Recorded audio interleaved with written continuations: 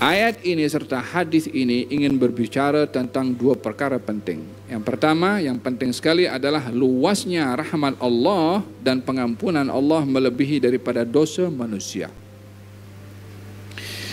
Bila semua manusia yang berdosa,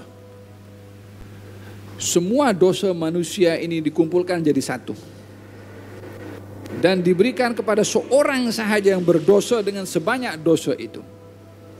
Dan setiap manusia yang ada di atas muka bumi ini punya dosa sama. Rahmat Allah dan pengampunan Allah lebih luas daripada dosa sebanyak itu. Dikatakan dalam hadis Nabi Muhammad SAW, kalau anak Adam datang kepada aku dengan sepenuh bumi ini dosa. Dalam riwayat yang lain setinggi langit ini dosa.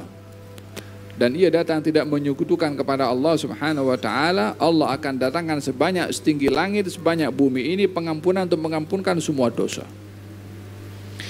Oleh sebab itu dikatakan Allahumma inna maghfiratak awsa' min dzunubina wa rahmatak arja indana min a'malina. Ya Allah, pengampunanmu itu lebih luas daripada dosa-dosa kami. Dengan demikian adalah merupakan satu hal yang sangat tidak sopan bila seseorang mengatakan kepada dirinya, adakah pengampunan Allah itu boleh hapuskan dosa-dosa saya? Seakan-akan dia mengatakan dosanya lebih besar daripada pengampunan Allah Subhanahu wa taala. Ini terkait dengan masalah luasnya rahmat Allah Subhanahu wa taala, wa rahmati wasi'at kulla syai'. Rahmat aku merangkumi segala sesuatu. Bila dikatakan segala sesuatu, mahu dosa, mahu silap, mahu apa saja. Rahmat Allah Subhanahu wa taala lebih luas. Wa rahmati sabaqat ghadabi. Rahmat aku mendahului murka aku. yakni bila orang itu didahului dengan rahmat Allah, sedahsyat apapun perbuatan orang itu yang boleh mengundang murka Allah, tapi bila rahmat yang mendahului, rahmat akan memenangi daripada murka. Rahmat akan mendahului pada murka. Ini adalah satu kabar gembira bagi orang yang ingin insaf dan bertaubat, supaya tak tergelincir kepada sifat putus asa untuk insaf dan bertaubat karena melihat banyaknya dosa.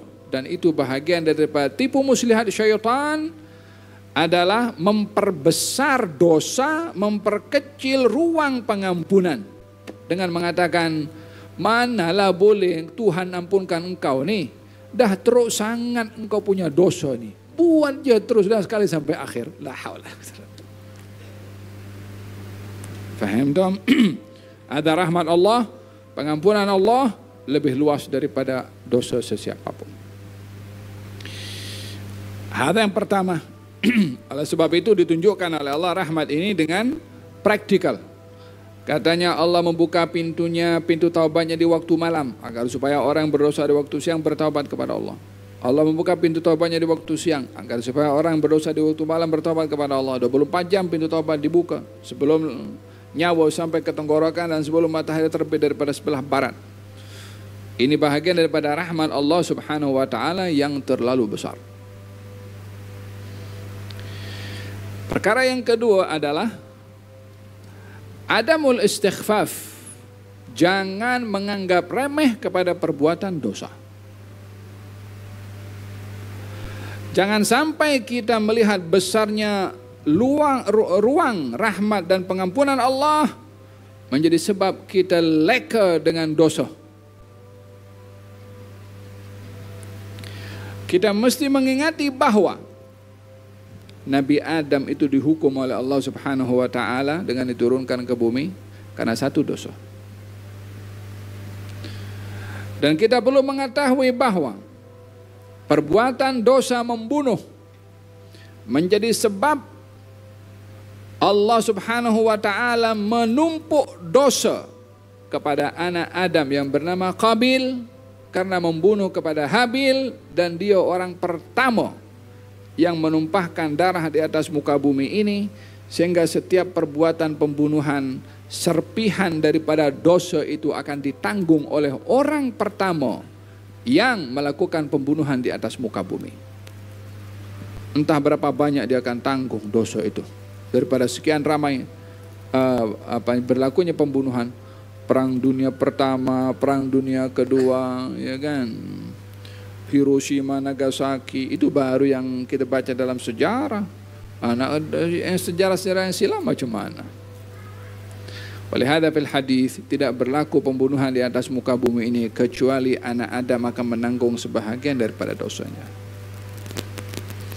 Ia menunjukkan betapa dahsyatnya perbuatan dosa membunuh. Dinyatakan tidak berlaku pembunuhan di barat. Orang yang ada di timur reda dengan berlakunya pembunuhan. Dosa orang yang reda sama dengan pelakunya. Dahsyatnya perbuatan membunuh. Sehingga jangankan perbuatan membunuhnya, seronok dengan berlakunya pembunuhan kepada orang yang melakukannya dengan cara yang tidak benar, maka ia khawatir berkongsi dosa dengan pelakunya, wal'iyadzubillah. Wafil hadis dinyatakan orang beriman masih ada ruang untuk mendapatkan ampun dari Allah selagi ia tidak menumpahkan darah orang lain. Kalau sudah ada dosa menumpahkan darah orang lain, khawatir tertutup pintu untuk diterima taubatnya oleh Allah Subhanahu wa taala. Idan hadis ini berbicara tentang luasnya rahmat Allah. Dan hadis ini juga berbicara tentang tidak menganggap ringan perbuatan dosa karena luasnya rahmat Allah Subhanahu wa taala. Dikecam oleh Allah Subhanahu wa taala golongan orang yang merengan-rengankan perbuatan dosa dengan mengharapkan pengampunan dari Allah Subhanahu wa taala. Dengan kata lain, tak apalah kita buat dosa. Karena Allah kan Maha Ghafur, Maha Rahim, Maha Pengampun, Maha Penyayang. Ya Allah ini sayang kepada hambanya lebih daripada orang tua kepada anaknya, lebih kepada ibu kepada anaknya. Kita kalau buat salah juga di rumah, ibu pun maafkan juga kepada kita. Takkanlah Allah tak kasih maaf kepada kita. Aswar syaitaniyah, suara syaitan. Macam itu siapa namanya, adik-beradik Nabi Yusuf alaihissalam. Uqtulu Yusufa, ayo kita bunuh saja Yusuf ini. Awitrahuhu, atau campak saja di mana saja dia, bang. Yang penting kita punya ayah ni tak tengok kepada Yusuf ini. Yusuf problem betul. Apa dia punya salah Yusuf tu lah, ambil duit abang-abangnya. Tahu dah. Yang ada jealous, yang ada dengki saja daripada adik-beradik. Yakhlulakum wajhu abikum. Yang penting ayah kita tak nampak pada dia. Apa rancangannya?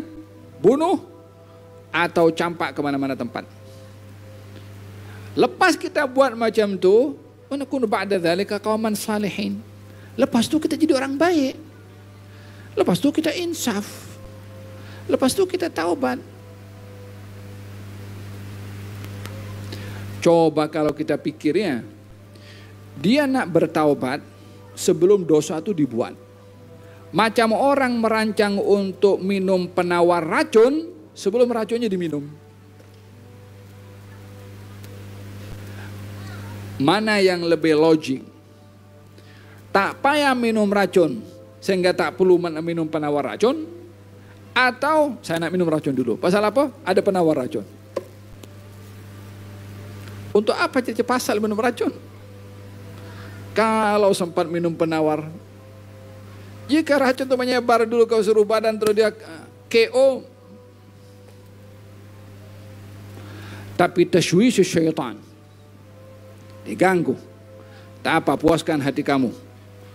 Bantai, campak. Lepas tu kita minta ampun pada Allah Subhanahu wa taala. Berapa ramai orang yang buat macam tu? Ya. Rashwah, duit je. Ini dunia di sisi Allah Subhanahu wa taala tak ada sebesar sayap nyamuk, tak ada nilai. Kita ambil sikit pun tak apa. Kalau tidak pergi umrah, kita pergi haji, kita diampunkan dosa oleh Allah Subhanahu wa taala.